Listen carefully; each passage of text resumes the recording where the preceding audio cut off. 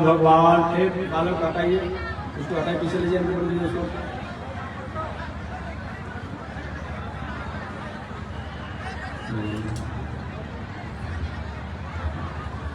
श्री भाष्यकार भगवान श्री रामानुजाचार्य स्वामी जी महाराज की, विश्ववंद्य श्री त्रिदंडी स्वामी जी महाराज की। हरि ओम। शांति शांति शांति। श्रीमन नारायण लक्ष्मी नारायण, श्रीमन नारायण लक्ष्मी नारायण, श्रीमन नारायण नारायण नारायण, श्रीमन नारायण नारायण नारायण,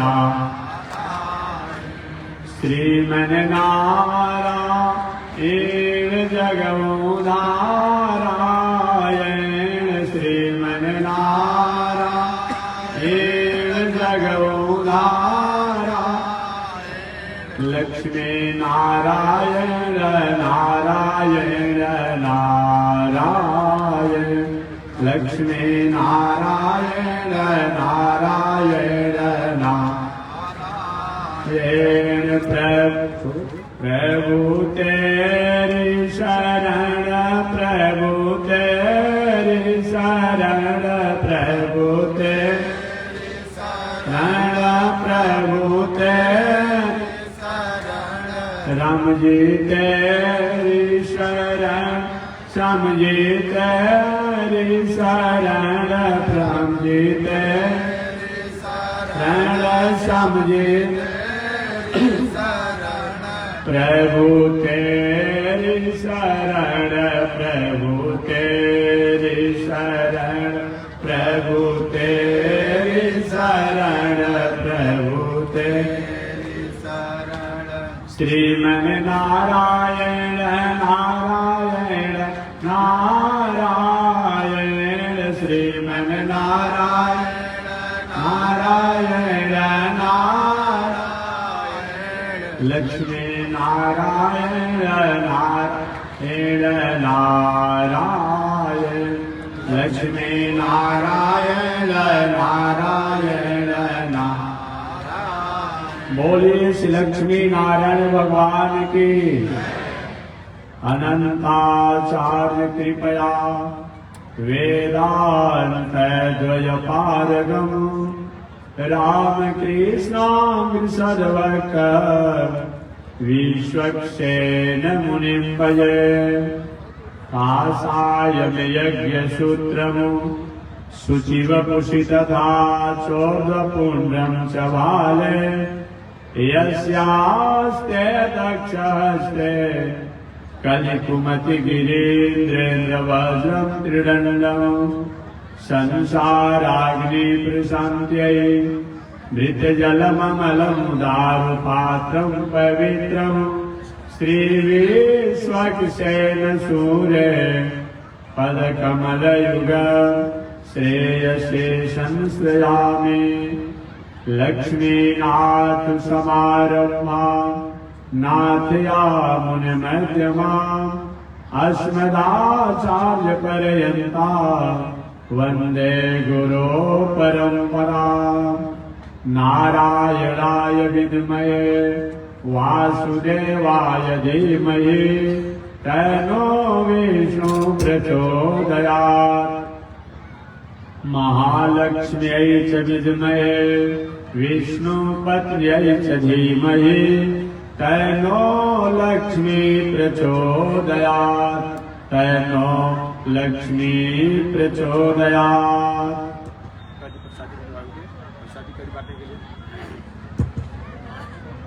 परमाराध्य श्री लक्ष्मी नारायण भगवान नित्य वंदनीय पूज्य गुरुदेव श्री त्रिदंडी स्वामी जी महाराज के युगल चरणों में कोटिशा नमन।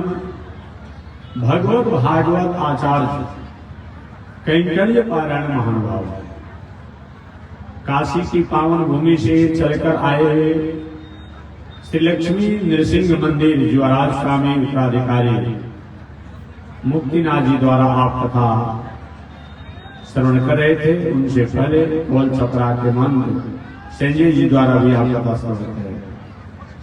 पावन भूमि पर पावन कथा को मैं निवेदन करते आ रहा हूं। पावन कथा प्रसंग अंतर्गत पिछले दिन मैंने निवेदन किया था कि कथा मानवता की जननी है। यही मेरा विश्लेषण है। कथा मानवता की जननी है, कथा नैतिकता की जननी है, कथा सहिष्णुता की जननी है।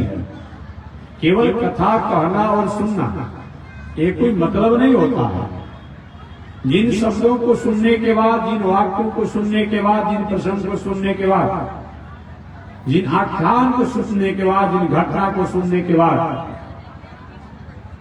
हमारे जीवन में नैतिकता, मौलिकता, मानवता, संस्कार, संस्कृति, सभ्यता, सौहार्द, सिंपैथी की प्रेरणा प्राप्त होती हो और सतपथ पर चलने के लिए हम संकल्पित होते हो, प्रेरित होते हो, उसी का नाम कथा है।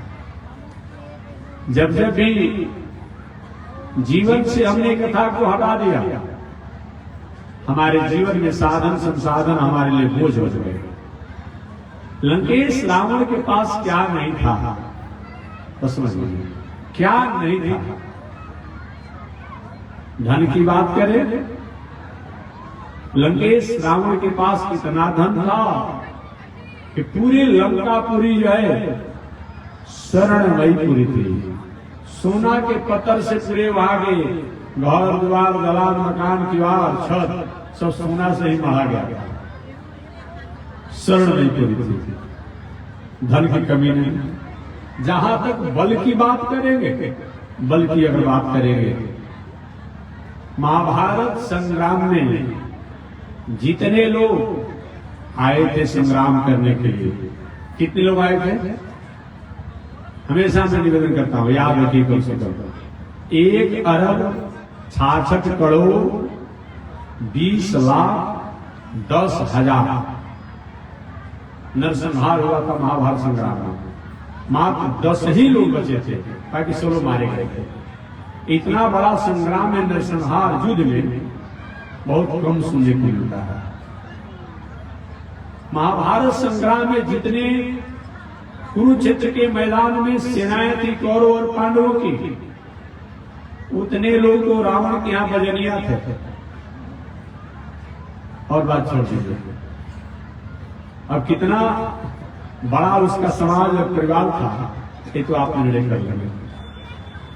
धन की बात आपने समझ लिया, परिवार की बात आपने समझ लिया, और बल की बात अगर आप करेंगे, ऐसा वैसा रावण नहीं था। एक भूत बावन शंकर जी जिनके नामों को लेकर के हम क्या से क्या नहीं प्राप्त कर लेते हैं। एक बार मुझसे पूछा गया लंकेश रावण से कि आप किसको मानते हैं? क्योंकि मैं किसी को नहीं मानता। मैं किसी को तो मानते हो। तो पूछा गया कि आप शंकर जी क्या मानते हैं? तो लंकेश रावण ने कहा शंकर जी को हमारे यहाँ ऐसा ही वैल्यू है जैसे कि किसी गौरैया पंछी को, चिड़ई को जो होती है घर घर में जो होती है, उसको अपने हाथों पर उठाने में जैसा प्रयास नहीं करना पड़ता है, तो शंकर या शंकर जी के पार्वती ये कैलाश में अपने हाथों को उठा लेते हैं। जो नालायक लोग होते हैं, जिससे प्राप्त करते हैं साधन को, संसार साधन को, सुविधा को, व्यवस्था को, और सबसे पहले उन्हीं को क्या है, ये अंगूठा दिखाने लगते हैं और आंख दिखाने लगते हैं। और बताइए जिन शंकर जी की आराधना करके लंकेश रावण ने क्या नहीं प्राप्त किया, और उससे पूछा गया तो मैं उसी तरह का महत्व दे रहा हूं। पूछा गया ब्रह्मा बाबा, ब्रह्मा बाबा की वही हालत है जैसा कि कोई डिप्रेशन में जी रहा हो आदमी को। हम लोग अपनी भाषा में, साधारण भाषा में कहते हैं अमुक व्यक्ति बुढ़ा गए कि दिमाग हल्का हो गया है, तो आप समझ लो वैसा ही आदर करता था। रावण ने अपने समान अगर किसी को बलवान माना अपने वाणी द्वारा, अपने वाणी द्वारा, अरे किसी को बलवान माना तो दो ही लोग को माना, और बाकी किसी को अपने समान नहीं मानता, और अपने अधिक की तो कोई बात ही नहीं है। किसको माना? आप लोग भी रामायण पढ़ते हैं, रावण ने एक मात अगर कहीं अपने समान अगर बलवान किसी को माना है तो मौसम खर दूषण बलवाना। आपने पढ़ा होगा, किसको माना? मौसम हर दूषण बलवाना। मेरे समान अगर कोई बलवान है तो हर और दूसरा नाम का देते हैं। इसीलिए लंकेश रावण की पत्नी मंदोदरी ने लंकेश रावण से कहा, इसलिए भगवान श्री राम लंकापुरी के उस पार समुद्र के तट पर समुद्र देवता से एक मानवता और मर्यादा के नाते मार्ग का सुझाव, सलाह और संकेत ले रहे थे कि समुद्रदेव हमारे कोई खानदान द्वारा आपको प्रकट किया गया है, आप भी सूर्यवंशियों से ही प्रकट हुए हैं, तो कम से कम या तो कोई उपाय बता दीजिए या तो कोई सलाह सुझाव दीजिए। और वह समुद्र उतावला हो गया, वाह मैं भी तो कुछ हूं। देखिए समान व्यक्ति को, थर्ड पर्सन व्यक्ति को जो उस ओहदे का नहीं हो, वैसे व्यक्ति को ही मान समान पद प्रतिष्ठा प्राप्त हो जाता है, उसका वह मिसयूज करता है, दुरुपयोग करता है, सदुपयोग नहीं करता है। भगवान श्री राम समुद्र के तट पर बैठ करके समुद्र देवता से सुझाव मांग रहे थे, इसको अहंकार हो गया मैं भी तो कुछ हूं। तब तो जो तीनों भुवन के मालिक जो हैं, 14 लोक के जो मालिक हैं, वो आज मेरी शरणागत में हैं, अहंकार में और पिछला गया, अहंकार ही बढ़ गया। भगवान को नहीं नहीं, ये समान का पात्र नहीं है, ये आदर का पात्र नहीं है, ये अस्तित्व नहीं है, ये वंदनीय नहीं है, ये समान के योग नहीं है। भगवान श्री राम ने क्या किया? बिने न मानत जड़ ही जड़। अरे क्या मेरे ताकत को तुम भूल गया है, मेरे अस्तित्व को भूल गया है। महाप्रलय काल में सारे दुनिया को ब्रह्म क्षत्र चोदनम, महाप्रलय में भगवान क्या करते हैं? ब्रह्म क्षत्र चोदनम, ब्राह्मण क्षत्रिय को ओदन बना देते हैं। ओदन बने भात, दही ओदन, दही और भात को दधी ओदन कहा जाता है। ब्रह्म क्षत्र चोदनम, ब्राह्मण क्षत्रिय को ओदन भात बना देते हैं। वैश्य और दास लोग को दाल बना देते हैं। भात इतना स्वादिष्ट तो लगता है कि उसमें कुछ मिलाने वाला हो, दाल बना देते हैं। और दुनिया में जो प्राणी प्रकृति हैं, सब लोग को सब्जी बना करके महाप्रलय में समाप्त कर जाते हैं। वैसे परमात्मा ने, भगवान ने विचार कि मेरी स्थिति को नहीं जान रहा या जान करके कहीं अवहेलना कर रहा है। विनय न मानत जल जड़, भगवान अपने धनुष पर बाण खींच के गए, अभी मैं समुद्र के जल को सुख लूंगा। तब समुद्र प्रकट हुआ, और समुद्र प्रकट होते ही कहा, महाराज मेरे जैसे और मेरे और मेरे जैसे लोग के स्वभाव होता है। मेरे और मेरे जैसे लोगों का स्वभाव होता है। क्या स्वभाव होता है भाई? मेरे माने अहंकारी, दम्भी, भौकाली, और मेरे जैसे, मेरे और मेरे जैसे लोगों कैसा स्वभाव होता है? क्या स्वभाव होता है? तो वही समुद्र ने उस चौपाई को बोल दिया जो आज पूरी दुनिया में तहलका मचा हुआ है। अरे भाई शास्त्रों के अर्थों को समझिए ना। कोई व्यक्ति ने कहा कि हमको तीता अच्छा लगता है, हमने कहा कि अमुक व्यक्ति ने कहा कि हमको तीता अच्छा लगता है। अब हमारे पे कोई नाराज हो जाए, कहे आपने कह दिया। कोई कहा कि हमको खट्टा अच्छा लगता है, हमने कहा अमुक व्यक्ति ने कहा कि हमको खट्टा अच्छा लगता है, कोई हमारे पर नाराज हो जाए। कोई कि हमको मीठा अच्छा लगता है और हमने कहा कि अमुक व्यक्ति का हमको मीठा अच्छा लगता है और कोई नाराज हो जाए। इनमें तुलसीदास जी क्या दोष है? रामचरितमानस का क्या दोष है? कोई दोष नहीं। राम जी का क्या दोष है? कोई दोष नहीं। काकभूषण जी का क्या दोष है? कोई दोष नहीं। समुद्र ने कहा कि हम और हमारे जैसे लोगों का ये स्वभाव है। क्या स्वभाव है?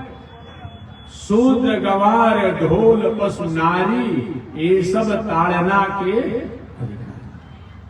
बवाल मचा हुआ है। आज भी पूरे दुनिया में तहलका मचा हुआ है। अरे भाई, यहाँ किसी जाति से मतलब नहीं है।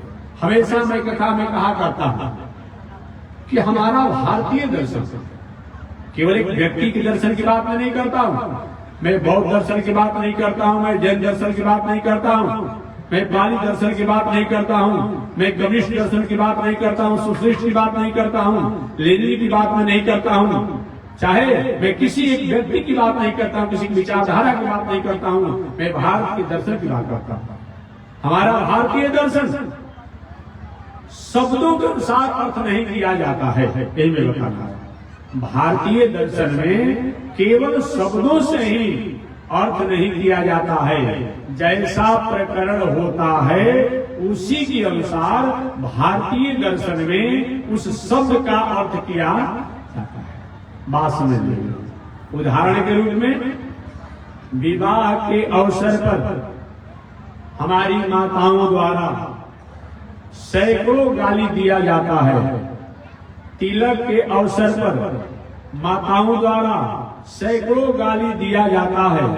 आज तक कभी आपने सुना कि एक भी कहीं थाना में कोई थाना अध्यक्ष जी ने केस लिखा हो, अमुक गांव में बारात गया था, अमुक गांव में तिलक गया था, स्त्रियों ने गाली दिया और गाली को कंप्लेन किया गया, केस किया गया, FIR किया गया? कोई सुना है क्या? गाली तो भगवान तय करेंगे कहां से पढ़ लेकर के आएगा। हम क्या तय करेंगे? हम तय कर पाएंगे? न जाने किस विश्वविद्यालय में लोग पढ़ाई होती है गीत गाने वाला, आज तक हम समझे ही नहीं। बात समझिए। एक बार मैं भार्गव डिक्शनरी पढ़ रहा था, तो भार्गव डिक्शनरी में सोचा भाई कहां से वो शब्द चुनती है, भगवान तय करेंगे। कहीं मिला ही नहीं। ऐसा ऐसा शब्दों को चुन चुन करके, चाहे तिलक का अवसर हो, चाहे विवाह का अवसर हो, जो गाली सुनाती है हमारी माता जी लोग, मत पूछिए। और भगवान इन्हीं द्वारा वो हो सकता है, बाकी कोई कर नहीं सकता है। बात समझिए। कभी सुना है आपने किसी ने कहा कि हमको गाली दिया गया, किस लिए? थानाध्यक्ष जी, दरोगा जी? हम तो नहीं सुने। अभी हुआ नहीं है, होने की उम्मीद भी नहीं है। बल्कि जाएंगे केस लिखवाने के लिए तो थाना अध्यक्ष भी नाराज हो जाएंगे। अरे भाई मजाक कर रहे हो, विवाह में चलते रहो, चलाइए। न्यायाधीश के चले जाइए, न्यायाधीश जी हम गए थे अमुक बारात में, तिलक में स्त्रियों ने बहुत हमें फजीहत कर दिया, बेइज्जत कर दिया, गाली दिया। लिखवाइए केस, लिखाएगा, न्याय होगा? न्याय होगा? नहीं होगा। क्यों नहीं होगा? हमारे भारतीय दर्शन में शब्द का केवल अर्थ नहीं होता है, वो प्रकरण है कैसा, प्रसंग कैसा है, समय कैसा है, वक्त कैसा है, उसके अनुसार अर्थ किया जाता है। इसलिए महानुभावों को इस पर विभेद और विरोध और किसी प्रकार के कोई विदंडावाद करने की आवश्यकता नहीं पड़ती है। क्या देखिए, ऐसे रास्ते में कोई जा रहा हो, अब पहले से थोड़ा सा किसी का ठसक हो, थोड़ी सी, और कोई एक रास्ता में गाली दे देती, को दिखा देंगे, समझा देंगे, गाली भी नहीं दिए, जाकर थाना में केस लिखा जाएगा। अब उसके लिए कितना क्या क्या करना पड़ेगा, ये सबके सामने है। यही भारतीय दर्शन है। भारतीय दर्शन केवल शब्द से अर्थ नहीं किया जाता है। भारतीय दर्शन जो है प्रसंग के अनुसार अपने आप में अर्थ किया जाता है। और बुलाइए प्रसादी बांटने वाले लोगों को जल्दी, अधिक संख्या बुलाइए, स्वरूप मिल जाए, बुलाइए स्वरूप। इसलिए मैं निवेदन करना चाहता हूं, यहाँ पर एक भगवान श्री राम का वाक्य नहीं है, एक तुलसीदास जी का वाक्य नहीं है कि रामचरितमानस को तुम जला देते हो। नहीं नहीं, ऐसा मत कीजिए। एक तो रामचरितमानस में लोगों के नेचर और सिग्नेचर को बताया गया है, कल्चर को बताया गया है। अरे भाई, डॉक्टर ने आपको जांच करके बता दिया कि आपको टाइफाइड है, निमोनिया है, चेचक है, टीबी है, एक्समा है, अब डॉक्टर को आप मारने लगे, अब गाली देने लगे। जांच करने वाले को आप मारने लगे, आप गाली देने लगे, ये कैसा आपका स्वभाव है भाई? ये तो अच्छी बात नहीं लग रही है। ठीक वही बात है, यदि किंचित कहीं शास्त्रों में, किताबों में, ग्रंथों में कोई बात वैसा आपको पढ़ने को, सुनने को, देखने को मिलता हो तो पहले के प्रसंग उससे, उन शब्दों से, और बाद के प्रसंग, उन प्रसंगों को पढ़िए कि आखिर किस संदर्भ में ये बात लिखा गया है। एक लोग पढ़ते लोग नहीं है। एक हाल उसी तरह से है। एक बार एक मौलाना जी बहुत बड़े नटखट स्वभाव के थे। मौलाना जी बहुत बड़े नटखट स्वभाव के थे। उन्होंने एक बार तय किया कि मैं जितने भी अपने यहाँ पे पढ़ने वाले लोग हैं सबको मैं मौलाना को हैरान कर दूंगा अपने बुद्धि द्वारा। तो मौलाना जी ने क्या किया, सबको हैरान करने के लिए, आश्चर्य करने के लिए उन्होंने कहा कि कुरान में लिखा हुआ है कि कुरान नहीं पढ़ना चाहिए। अब लीजिए ना, सब लोग अवाक हो गए। अभी आके प्रथम बार ऐसा मौलाना जी ने बात कहा, कुरान में लिखा हुआ है कि कुरान नहीं पढ़ना चाहिए। कुरान में लिखा हुआ है कि कुरान नहीं पढ़ना चाहिए। अब लोग भी नहीं, हो सकता हम उसमें छूट गया होगा पढ़ने में, कोई लाइन ऐसा होगा, कोई कड़ी ऐसा होगा, वो छूट गया होगा। कहाँ लिखा है? और मौलाना जो नटखट स्वभाव के थे, कुरान ले लिए। आप कुरान लेकर के देखिए, ऐसे में नहीं पढ़ रहा हूँ, कुरान में लिखा है कि कुरान नहीं पढ़ना चाहिए। किताब सबको दिखा रहा है। एक इसमें पुराने अनुभवी मौलाना, पुराने अनुभवी, भाई थोड़ा सा कुरान को दिए ना, हम देख लेंगे। नहीं, मैं दिखाऊंगा, आप नहीं देखते, हम देखना चाहते हैं। अब क्या हुआ, कुरान में लिखा था कि नौपाक के समय कुरान नहीं पढ़ना चाहिए। क्या चीज?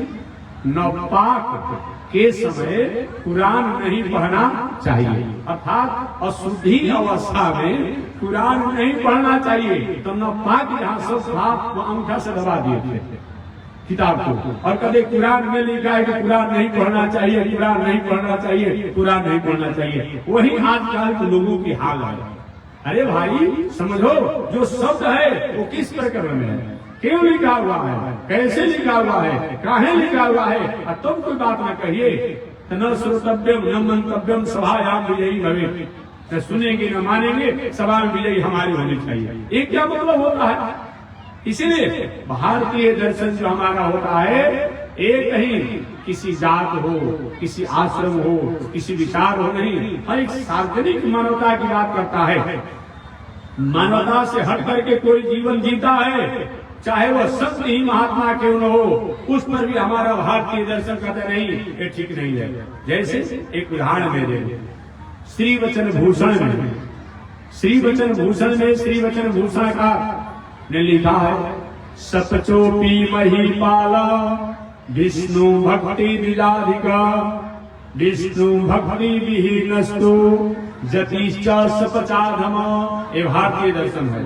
सपचोपी, सपच कहा जाता है किसी जमाने में किसी के कुल खानदान के लोग कुत्ता के मांस को पका करके उसके मांस को खाते थे, उनको स्वपच कहा जाता, स्वपच कहा जाता। तो सपचोपी, ऐसे भी लोग क्यों न हो, उनके भी कुल खानदान के लोग क्यों न हो, लेकिन शराब, ताड़ी, मछली, मांस, जुआखोरी, हिंसा, वेश्यावृत्ति, जो भी औरंगबाजी हो, जो कुछ भी दुनिया में उपद्रव हो, उन सभी कर्मों को त्याग करके और कहीं शमशान पर जाकर आग दे देते हो, लेकिन उल्टा कर्म नहीं करते हो, उल्टा भोजन नहीं करते हो, शराब नहीं पीते हो, मछली नहीं खाते हो, मांस नहीं खाते हो, वेश्यावृत्ति नहीं करते हो, जुआखोरी नहीं करते हो, और भगवान की भक्ति में रहते हैं, सदाचार से जीवन जीते हैं। तो सपचोपी महीपाल, सपचोपी महीपाल, महीपाल कहा जाता है। मही माने पृथ्वी, मही माने पृथ्वी, और पाल माने संरक्षण, पाल माने सदुपदेश, संदेश, प्रबोध, जो दुनिया को संदेश और प्रबोध देते हैं उनको विप्र कहते हैं, ब्राह्मण कहते हैं, महीपाल। तो सपचोपी महीपाल, चाहे वह ब्राह्मण ही क्यों न हो, लेकिन जात के ब्राह्मण हो, खान पान रहन सहन उठन बैठन बोलन चालन संगत सब उपद्रव हो गया हो। आ रहे थे एक बार रास्ते में लिखा था मिश्रा जी का मुर्गा का फार्म कृपया पधारिए। अरे मिश्रा जी अब काम नहीं रह गया है, अब व्यवसाय नहीं रह गया है, महाराज ये सब्सिडी मिल रहा है। वाह सब्सिडी, यही सब्सिडी कमाने का तरीका है। कमा लीजिए सब्सिडी, 2-4 करोड़ रुपया कमा लीजिए सब्सिडी द्वारा, मुर्गा का सुअर का फार्म खोल करके। लेकिन ये भी पैसा रुपया से घर द्वार दलाल मकान बना देंगे। अब बनाने के बाद जब उस मकान में सोने की बारी आएगी तब डॉक्टर साहब कहेंगे kidney fail, liver fail, heart fail, जाए सब्सिडी समाप्त हो गई। इतना अनिति करके, अन्याय करके, उपद्रव करके आपने सब्सिडी कमाया और सब्सिडी से मकान बनाया। काहे के लिए जी? किसके लिए जी? क्यों ऐसा करते हैं?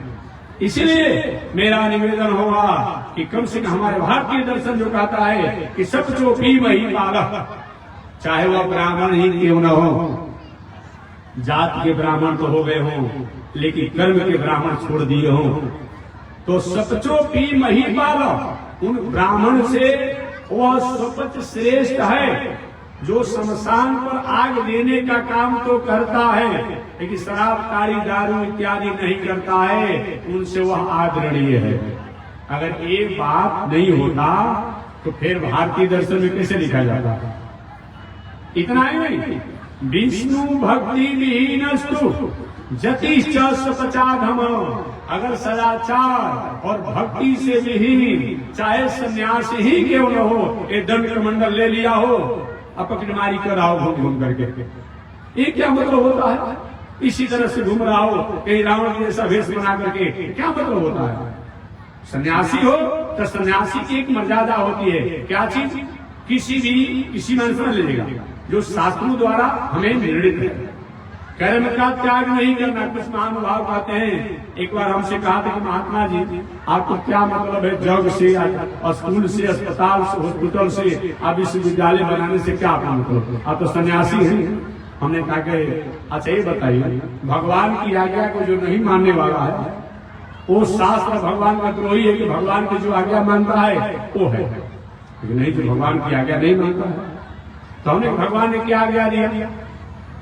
अर्जुन से भगवान श्री कृष्ण ने कहा, अर्जुन यज्ञो दान तपा कर्म न त्याज्यम, स्पष्ट कहा यज्ञ दान तप एक कभी तीनों काल में किसी काल में त्यागने योग्य नहीं है। चाहे हम सन्यासी हो जाए, ब्रह्मचारी हो जाए या जिस स्थिति में रहे, एक कभी त्यागने की बात नहीं है। अन्यथा भगवान कहना चाहता था कि ठीक है द्वापर युग तो होगा, एक कलयुग में यज्ञ नहीं करना चाहिए। लोग कहते महाराज कलयुग में तो केवल नाम लेने को बताया गया है। नहीं, ये बात मत कहिए। अरे किसी को शुगर का रोग है, शुगर का रोग है, बीपी का रोग है, हार्ट का रोग है, किडनी का रोग है, लीवर का रोग है, उस व्यक्ति को डॉक्टर कहते हैं कि रूखी रूखी भोजन करिए, दाल का पानी खाइए, और शरीर स्वस्थ हो, किडनी, हार्ट, लीवर और सब कुछ स्वस्थ हो। अब तबे केवल अगर दाल का पानी अगर रोटी खाने से काम चलेगा, वो व्यक्ति तरावड़ी भी खाएगा, मालपुआ भी खाएगा, गुलाब जामुन भी खाएगा, रसगुल्ला भी खाएगा। वही बात है,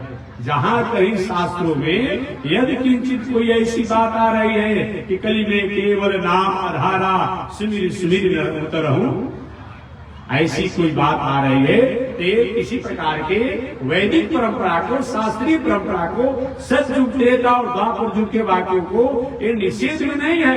अगर आपके पास धन का भाव है, बल का भाव है, मन का भाव है, बुद्धि का भाव है, भावना का भाव है, तो भगवान के नामों को जप करके भी, भगवानों को कीर्तन करके भी पहले जैसा लोग जग दान तप करके फल प्राप्त करते थे, वो फल को आप आज भी प्राप्त कर लेंगे।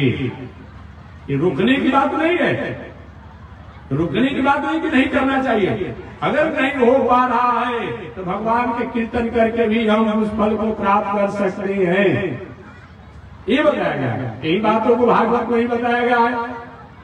यद फलम नास्ति तपसा न योगेन समाधिना तत्फलम सम्यक् कलौ केशव कीर्तनात् यत् फलम नास्ति तपसा, जो बहुत दिनों नास्ति करने के मतलब तपस्या करने से नहीं प्राप्त होता है, जिस फल को कठिनाई से तपस्या करने से प्राप्त होता है, यज्ञ करने से प्राप्त होता है, पूजा करने से प्राप्त होता है, व्रत करने से प्राप्त होता है, तत्फलम सम्यक कलौ केशव कीर्तनात्, उस फल को सहजता से हम कलयुग में अनायास ही प्राप्त कर लेते हैं।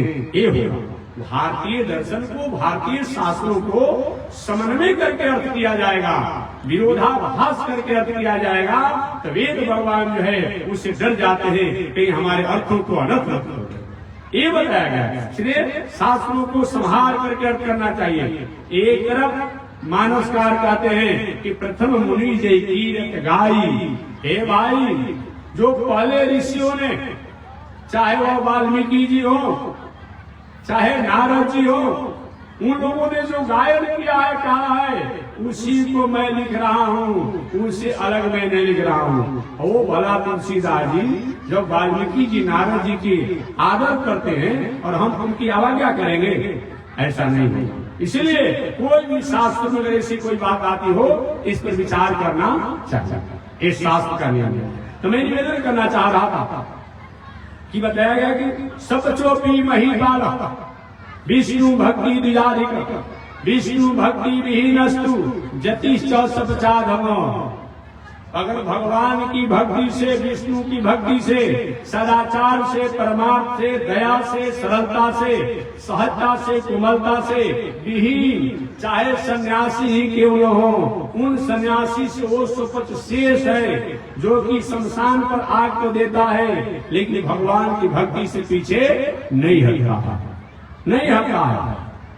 संन्यास का मतलब लोग हमसे पूछे थे, उसकी जवाब भी मैं दे दूं, नहीं तो महाराज जी अपने आगे बढ़ के कथा में, तो हमसे एक महोदय ने पूछा था कि महात्मा जी सन्यासी को तो कॉलेज, स्कूल, अस्पताल, विश्वविद्यालय या यज्ञ, तीर्थ, व्रत, पूजा पाठ कोई मतलब नहीं। आप तो संन्यास में आप संध्या बंदन करें, भिक्षा लें, कथा सुनाएं, यही आपका काम है। लेकिन आप तो यज्ञ भी करते हैं, तीर्थ व्रत करते हैं, कराते हैं, स्कूल अस्पताल के लिए लगे रहते हैं, एक क्या आपका धर्म बनता है। मैंने कहा कि आपने भगवान श्री कृष्ण की आज्ञा को सुना है, गीता पढ़े हैं, गीता प्रस्थानत्रयी है। प्रस्थानत्रयी का मतलब प्रस्थान, प्रस्थान माने दिवी चक्षुरावतम तद विप्रास विपन्वयो जागीवांश सनिंदे विष्णोरत परमं पदं पर्याप्तानंतराय सर्वयस्तमोतिरातम मूर्तम मर्भवति सर्वस्याप्ते सर्वसिद्धे सर्वमेव जनात्मनोति सर्वं जयति। वह परमात्मा।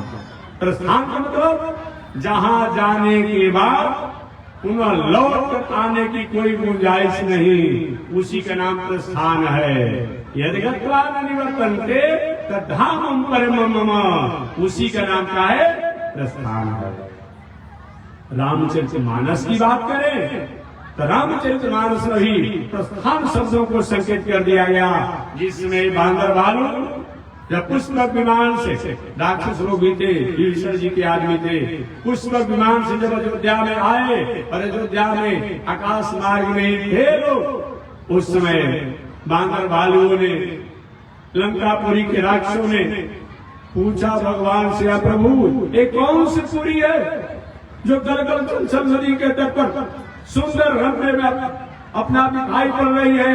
तो भगवान ने कहा, मम धाम दा सुख दासी, मम धाम दा सुख दासी। इसी का नाम है प्रस्थान, अर्थात जहां जाने के बाद इस संसार में आने की कोई मतलब नहीं होता है, कोई गुंजाइश नहीं होता है, उसी का नाम है प्रस्थान। अत्र वहां पहुंचने के लिए 3 उपाय है, त्रय माने 3। वो कौन कौन है?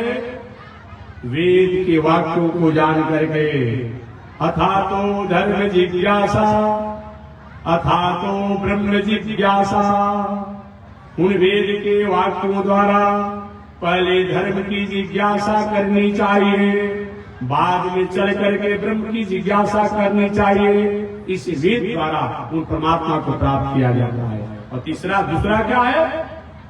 उपनिषद। उपनिषद भी प्रस्थान है। उपनिषद का मतलब क्या होता है? उप माने पास में, नी माने निश्चित रूप में, और सद माने पहुंचाने वाला। जो परमात्मा के पास में निश्चित रूप में पहुंचाने वाला है उसका नाम क्या है? उपनिषद है। और तीसरा प्रस्थान क्या है? इतिहास, पुराण। उन इतिहास के अंदर ही एक गीता आती है। महाभारत इतिहास है, महाभारत इतिहास है। और महाभारत के अंतर्गत ही श्रीमद् भगवत गीता आती है। विष्णु पुराण हो, गजेंद्र मोक्ष हो, श्रीमद् भगवत गीता हो, हंस गीता हो, पांडव गीता हो, ये सब महाभारत के ही अंदर है। इसीलिए जब प्रस्थानत्रय तीसरा जो है इतिहास और पुराण है, उन इतिहास और पुराणों में तो गीता का नाम आता है। उस प्रस्थानत्रय गीता में भगवान श्री कृष्ण ने सन्यासी और सन्यास के धर्म बताया। अर्जुन के पूछने पर भगवान ने कहा, अर्जुन सन्यास और सन्यासी का मतलब क्या होता है? काम्यानाम कर्मणानाम न्यासा संन्यासा कोयो विदु। हमारा वाक्य है। हम कहते हैं तो महानुभावों को, विद्वत जनों को, महापुरुषों को ऐसा किसी प्रकार की कोई बात में संशय हो, इसका अर्थ क्या करेंगे? तो हमको समझाएं या किसी को समझाएं? काम्यानाम कर्मणानाम न्यासा संन्यासा कोयो विदु, अर्थात कर्म करते हुए कर्म के फल का त्याग करके ही कर्म करना, यही तो संन्यास है। जग करेंगे लेकिन जग द्वारा अमुक प्राप्त करेंगे, अमुक प्राप्त करेंगे, इन कामना को त्याग दीजिए। कर्म तो करना है लेकिन कर्म के फल को त्याग करते हुए उन कर्मों को करना, यही संन्यास है। ये दुनिया में कोई भी ऐसा व्यक्ति नहीं है जो कर्म नहीं करता। ठीक है, आप जग नहीं करते हैं, आप भंडारा नहीं चलाते हैं, लेकिन अपने पाने के लिए तो किसी के द्वार पर जाना पड़ता है ना।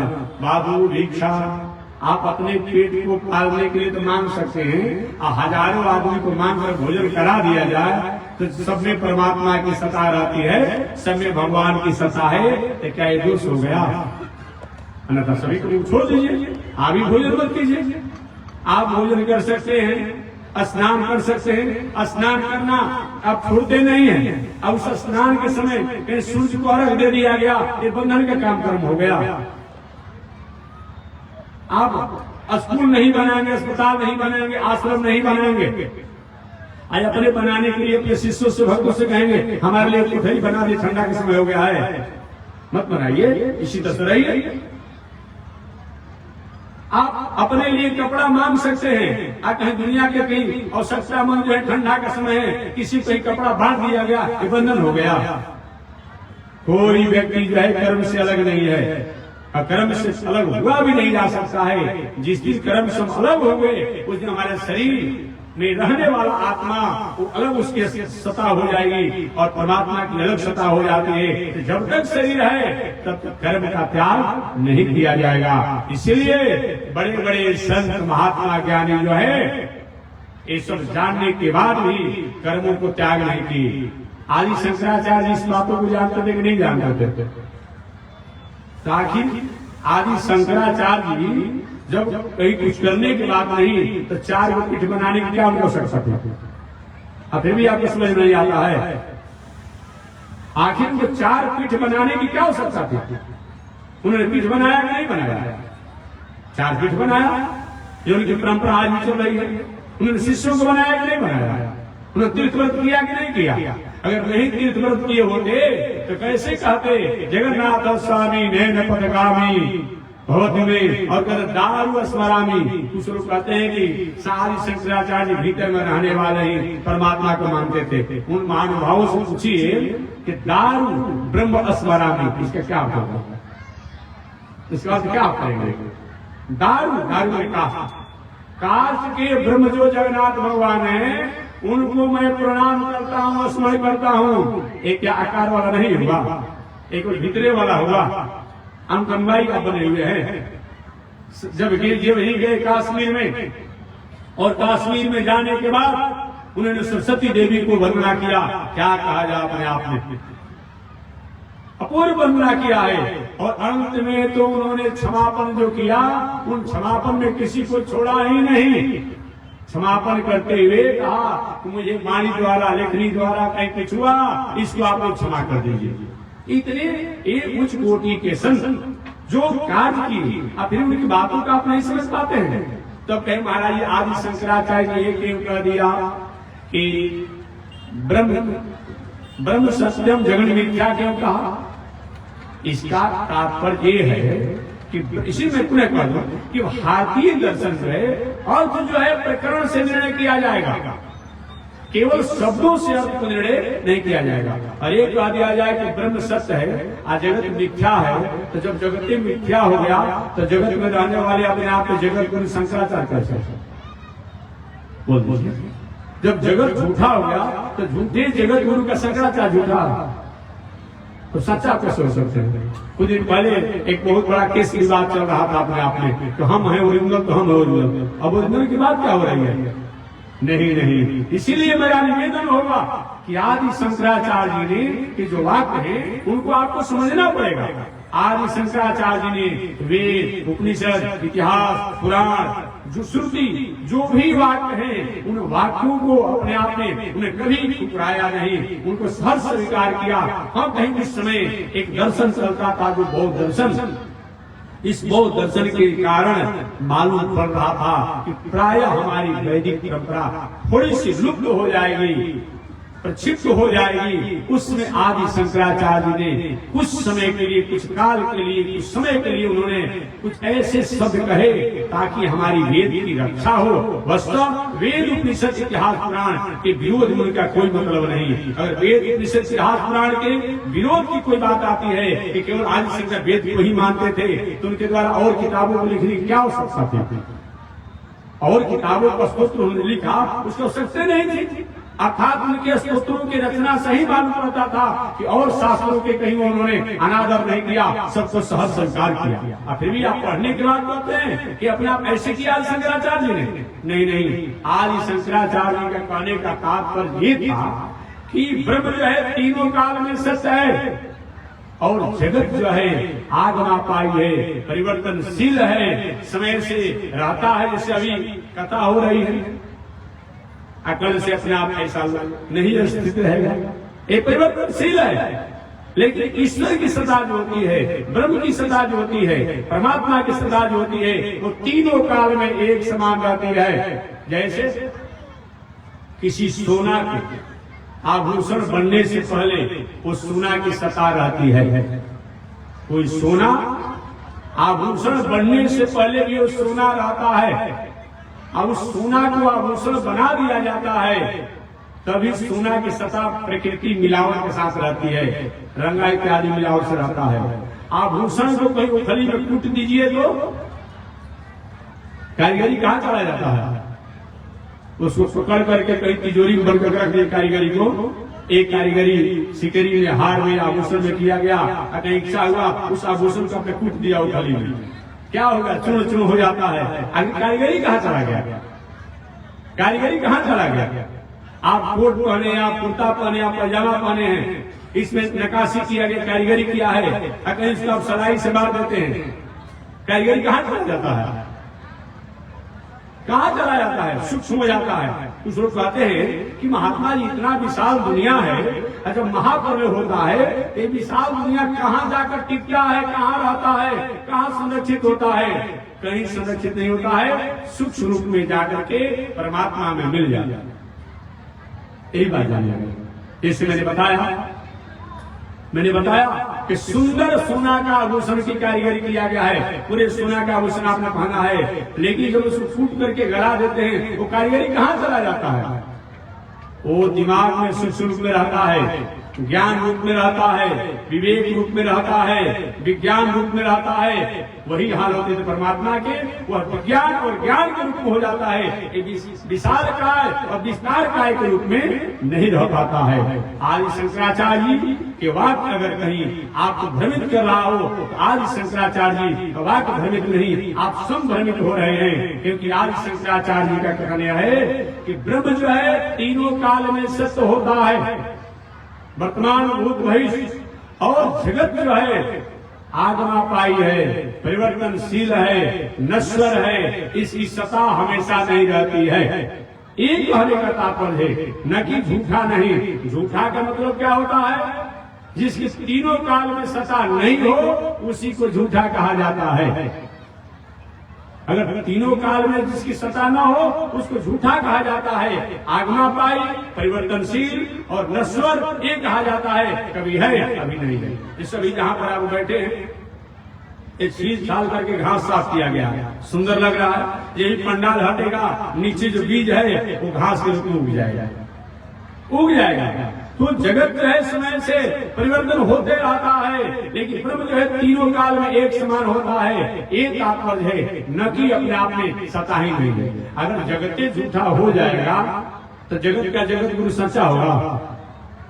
जब जगत झूठा हो गया तो झूठा का अपने आप जगत गुरु के साथ किसको उपदेश देंगे? काहे के आप जगत गुरु, काहे के चेला?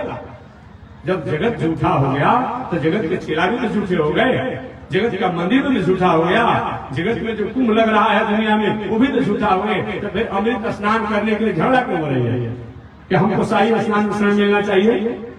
जब जगते झूठा हो गया तो जगत का अपने आप कुंभ के अवसर पर स्नान कैसा?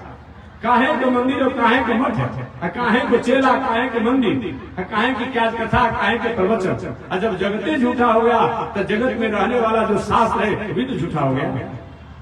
जगत के रचयिता भी तो झूठे हो गए, जगत के देवी देवता भी तो झूठे हो गए। इसी जगत में तो ब्रह्म रहता है, देवता रहते हैं। एक जगत को झूठा कहने का मतलब कि आपने पूरी दुनिया को नकार दिया। इसलिए महापुरुषों के वाक्यों को समझिए। आदि शंकराचार्य जी ने कहा कि ब्रह्म जो है तीनों काल में सत्य है और जगत जो है आगमापाई है, ये आने जाने वाला है, परिवर्तनशील है, नश्वर है। झूठा माने झूठा नहीं, एक झूठा माने जो कि कोई सत्ता न हो। कभी आप बंध्या के लड़का के बारात किए हैं? एक तरफ बंध्या और फिर उसके लड़का के बारात। कभी खरहा के सिंह का कभी अपने घर में कुटी लगाए हैं? अरे खरहा के सिंह नहीं होता भाई। कि कछुआ के दूध का कहीं खीर खाए हैं? कछुआ के दूध नहीं होता है भाई। आगे कोई कछुआ के दूध का खीर खाए कोई मतलब होता है? इसलिए जो झूठा हो जाएगा तो फिर अपने आप उसके द्वारा स्थिति कैसे रहेगी? महापुरुषों के वाक्यों को समझा जाए। चलिए मैं प्रश्न को अल्प समय निवेदन करूं तो वहां पर मैं निवेदन करना चाह रहा था कि जो आज जो थोड़ी सी विवाद चल रही है, शूद्र गंवार ढोल पशु नारी, ये सब ताड़ना के। अब आज शूद्र जो है किसी जाति से मतलब नहीं है, किसी समष्टि से मतलब नहीं है, किसी समाज से मतलब नहीं है, किसी मजहब से मतलब नहीं है। ये क्या है? शूद्र का मतलब क्या होता है? यहाँ शूद्र का मतलब जो व्यक्ति अपने खान पान, रहन सहन, उठन बैठन, बोल चाल से गिर गए हो उन्हें शूद्र कहा जाता है, चाहे कोई भी हो। ऐसे लोग भी शूद्र के साथ ताड़ना सजाया है। ऐसे भी लोग जो खान पान, रहन सहन, उठन बैठन से गिरे हैं, वे लोग ताड़ना माने सुशिक्षा, सदशिक्षा के अधिकारी हैं। ऐसे लोग जो खान पान, रहन सहन, उठन बैठन, बोल चाल संगत से गिरे हुए हैं, वो भी त्याग नहीं है, वो भी सदशिक्षा और सदज्ञान के अधिकारी हैं। यहाँ ताड़ना जो शूद्र के साथ अर्थ होगा उसमें सदशिक्षा सदज्ञान का होगा, न कि पिटने का होगा। शूद्र गंवार के साथ भी ताड़ना शब्द का प्रयोग किया गया है कि 5 शब्दों में ताड़ना का प्रयोग किया गया है। शूद्र गंवार ढोल पशु नारी, ये सब ताड़ना के अधिकारी। तो शूद्र मैंने जो मार्ग से भटका हुआ हो, और उसके साथ ताड़ना शब्द है, तो ताड़ना माने सद शिक्षा सद ज्ञान के अधिकारी है, न कि पिटने के अधिकारी है। आपने तो पिटना अर्थ कर लिया। दूसरा है गंवार। गंवार का मतलब क्या होता है? जानता कुछ नहीं हो और हर जगह अपनी बात रख देता हो, वही गंवार है। ऐसे लोग यहाँ गंवार के साथ ताड़ना जो है तय की यथार्थ, अर्थात गंवार लोग भी यथार्थ के अधिकारी हैं, यथार्थ ज्ञान के अधिकारी हैं, वो भी त्यागने जोग पिटने जोग नहीं। शूद्र गंवार ढोल के साथ भी ताड़ना आया है। तो ढोल के साथ यहाँ ताड़ना के क्या होगा? यहाँ ताड़ना अनुभव प्राप्त होता है, अर्थात सभी ढोल के अधिकारी नहीं है, सभी नगाड़े और तबला का अधिकारी नहीं है। जो अनुभवी हो उसी वो ढोल तबला का अधिकारी है, सब नहीं बजा सकते। यहाँ कथा हो रही थी, बाहर से बुलाया गए बजाने वाले, और गांव का सबसे बढ़िया आदमी को बुला करके और डंडा को पिटवा दिया जाता है। यही कह रहे हैं? नहीं, इसका मतलब जो उसकी जानकार हो, अपना अनुभवी जो है। यहाँ ताड़ना जो शब्द है एक अनुभवी के अनुभव के अर्थ में होता है कि ढोल के सभी अधिकारी नहीं है, अनुभवी ही ढोल बजाने के अधिकारी हैं। तो शूद्र के साथ जो ताड़ना आया है, यहाँ पर सत प्रेरणा, सत शिक्षा, सत ज्ञान के अर्थ में है ताड़ना, और गंवार के साथ जो ताड़ना आया है यथार्थ ज्ञान के अर्थ में होता है। और ढोल के साथ जो ताड़ना आया है, यहाँ आया है कि अनुभवी, और अनुभवी लोग ही अधिकारी हैं, सब अधिकारी नहीं हैं। शूद्र गंवार ढोल और पशु के साथ भी ताड़ना आया है। तो यहाँ ताड़ना जो है पशु के साथ जो आया है, इसमें निरीक्षण संरक्षण के बताया गया है कि पशु को स्वतंत्र मत छोड़िए कि भूल जाएगा को लेकर चला जाएगा, अतः संरक्षण और निरीक्षण करने के अधिकारी हैं। और नारियों के साथ भी ताड़ना आया है, तो यहाँ नारियों के साथ जो ताड़ना आया है, इसका आया है कि स्वतंत्र और स्वतंत्र के अधिकारी नारी नहीं। अगर स्वतंत्र और स्वतंत्र छोड़ देंगे तो कहीं न कहीं भटकाव आने की संभावना बन सकती है। सीता जी तो भगवान श्री राम ने कहने से कहा, ठीक है सीते, जब तुम कह रहे हो तो मैं जा रहा हूं। गए माया मारी के पीछे, माया मेरे के पीछे से। लक्ष्मण जी भी सीता जी कहने से चले गए। क्या हुआ? विषम परिस्थितियां आ गई। सती जी राम जी की परीक्षा लेने के लिए अकेले गई, भटक गई। इसलिए नारियां कितनी भी पढ़ी लिखी हो, हमारी माताएं कितनी भी पढ़ी लिखी हो, उनको स्वच्छंद और स्वतंत्र होकर के जीवन नहीं जीना चाहिए। एक तात्पर्य है ताड़ना माने, न कि पिटने की अर्थ होता है। जब भी याद रखिए, आज कितनी भी पढ़ी लिखी माता हो, माताओं के बारे में बताया गया है, नारियों के बारे में बताया गया है।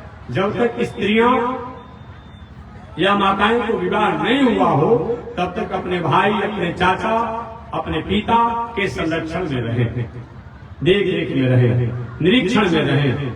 उनका विवाह शादी जब हो जाए तो अपने पति, अपने ससुर, अपने भसुर, अपने देवर के देख रेख में रहे।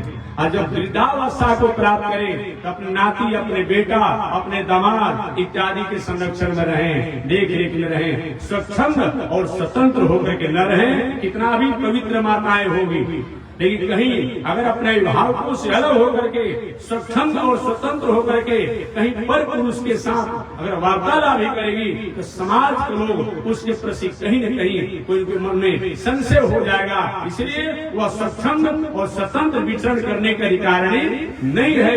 ये हमारे मानसकार ने बताया, न कि नहीं कहकर विवाह करके अब पत्नी को डंडा से पिटने लगे। ये तुलसीदास जी कहते हैं, जिस पत्नी के उपदेश से तुलसीदास जी इतना बड़ा साधु बन गए, बाबा बन गए।